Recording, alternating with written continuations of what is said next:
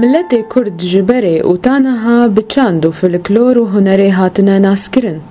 و یک جعالین هنری کو کردان گلک گهدام پیکرن دواره شانو دبو و تیزانین کو ملت کرد جدمکی کونده شانوگری لدار خستن.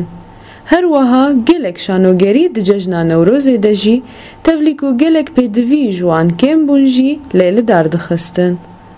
تیزانین کو یک جشانوین کردی کون شانویا بناوی دایکا نشتیمان یا کل مهابات د سال 1946 ده هاتا پیشکش کرن. هر وها یکمین فستیوال شانویا کردی لباجار سقزه د سال 2000 ده لکردستان باشور هاتا لدرخستن. گلو د دمانها ده شانویا کردی د چه آسته ده و چه قاسی پیشکتیه؟ گلو نویسکارین تایبت بنویساندنا شانوی هنه یا نه؟ گلو شانویا کردی پیوستیاوی بچه هیه تاکو بگه آستا شانویا جیهانی. هن روشن بیر دبینن که شانویا کردی ده آستک لاواز ده و گلک آستنگی لپیشیاوی هنه. شانویا کردی ده وارکی لواز ده واسنگی گلک الپیشی هنه. وک روجاوی کردستانی از بیشم شانو هاتی گریدان به جشن نوروزی و آهنگ تایبت و وقت دی شانو بردوام کار بکی و تشنه پیشکش بکی تنه براستی داستک لوازه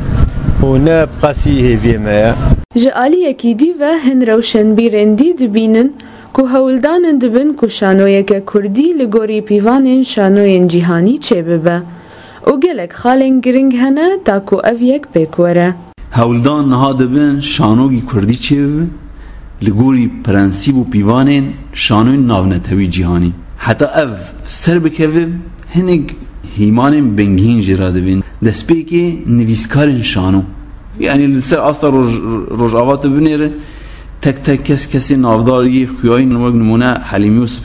نویسین باشد که جبوی شانو دوم کسین شانو بشیوازین پسپوری و اکادمیسیت بلیزن سه زوقا جواکی تیگرشتنا جواکی جشانو را هر وها دبینه که ورگراندنا شانوی جچاندک جدا دبس دما سقطیه دکار شانو ده.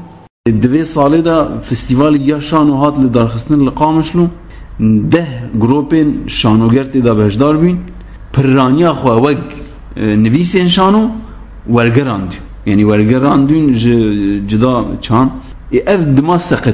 دما سقطی و لوازی دکار شانو دا بمن هگرم بخوازن بگین آستی جیهانی شانو کردی پیوست ام و پیوانا دخوادا پیک بینن دا ام بگین آستی ناونتوی جیهان